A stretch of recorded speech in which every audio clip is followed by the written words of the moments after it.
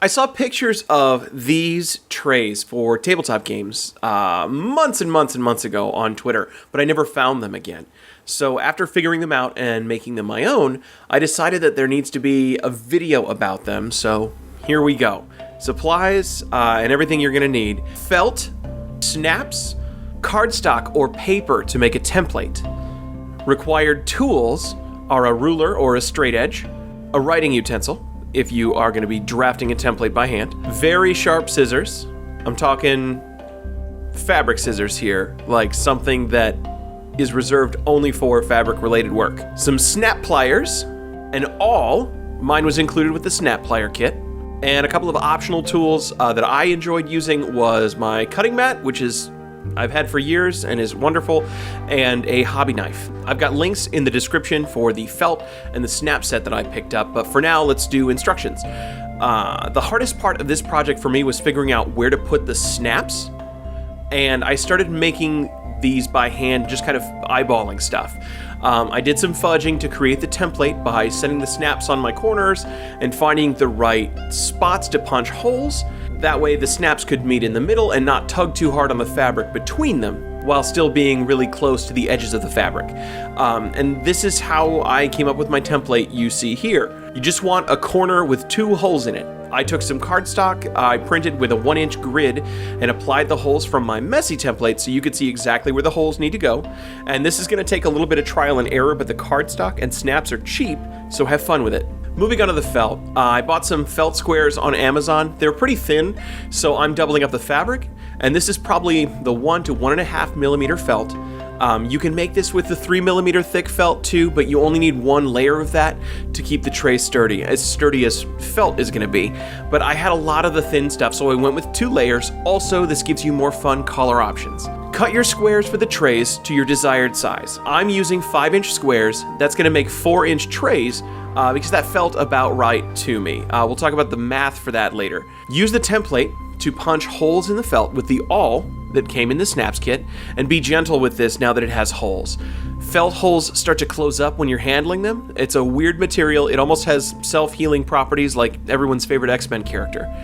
Now for snaps, take a snap back side and insert it into the outside of the felt.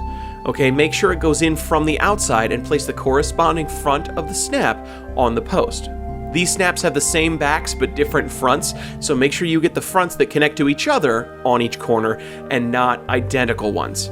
Use the snap pliers to smash the pointy post that's on the back side of the snap, and that snap's done. This takes a little finesse, but after like 3 broken snaps, I'm an expert now. I would consider this an accredited YouTube tutorial now.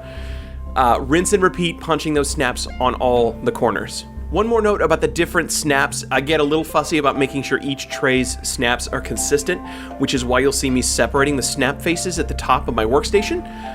This is your call, but I think consistent placement is important for the snap faces. Now that you have all your snaps in place, close them up and shape your tray. They're slightly wonky at first, but they'll hold their shape when you guide them there. And that's it. You made a snap tray. So there's a lot of ways that you could change up this project.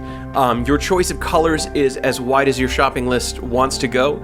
I found some patterned felt at Hobby Lobby, and I had some comic booky print on it, so I grabbed that too, and here's some super speed video of me making a rectangle shape out of that. Sizes may vary. They can be rectangles, squares, whatever you like. For this style, I'm thinking right angles make the most sense to get the snaps working how you want them to. Measurement-wise, you get to pick the sizes. Basically, if you have a desired size for the tray bottom, that is your base number. So if you want a 4-inch tray, like my examples here, most of them are about the 4-inch trays. So the internal tray is about 4 inches, but if you add about a 1/2 inch to each side, it's gonna mean you're adding a full inch lengthwise and a full inch widthwise, which gives you a 5-inch base. So as you can see, depending on how much fussing you want to do with it, you're getting about a 1/2 inch on the height for these. So that's my math. If you want to see the edges closed on these, you could sew them up on the sides. You could snap the heck out of them as well, just by putting a bunch of snaps on the edges too. You can do a lot with these to customize them. Speaking of which, while talking about this project on Twitter, kind of going back and forth with a buddy about it, my friend, who I believe I've only really interacted with on Twitter, my friend Suzanne, shared with me her original post, which was these. I'm 99% sure that she's the one I stole this idea from, so credit where credit is due. I'm actually going to show you guys a little screenshot of the picture Suzanne posted to show off how to make the snap bowls on her side, which honestly we lined up pretty close on these, considering I ended up making mine from scratch. The differences are her template is for rounded bowls with taller sides. As you can see here, she posted her corner template that she used to trace with a fabric marker around the outside edge and kind of cut along that curve, and her snap holes are a little farther in. So if you make this project, play with it, personalize it, have a ball, make different color schemes. If you're using them for gaming, make a set for like every game that you hold that you want to be able to sort pieces out in really fast. In fact, you could even probably just put the little felt thing, fold it up, and tuck it into the container that you have like bits in, which is, I just thought of that, and that's probably what's going to happen for mine, because they're pretty indestructible as far as folding and wear and tear. They're going to retain their shape. All you got to do is give them a little tug, and they're back in that square again.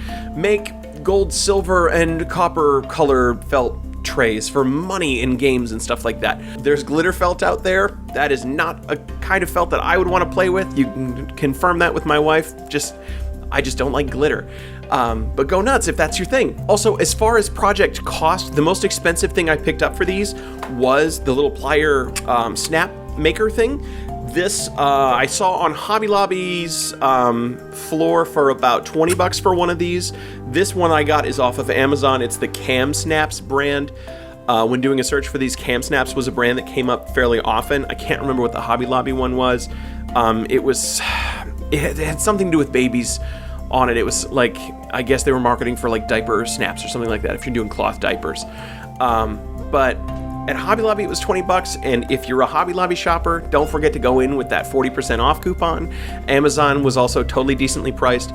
Mine was a starter kit that came with I think like 100 snaps in 10 different colors, kind of a thing.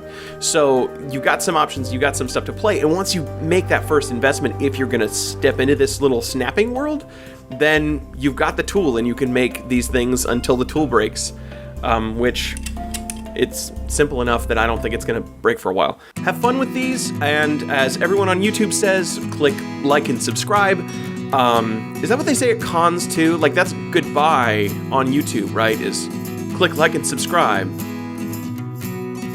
So, do YouTubers do that in person too? Maybe I need to start doing that. Deep thoughts.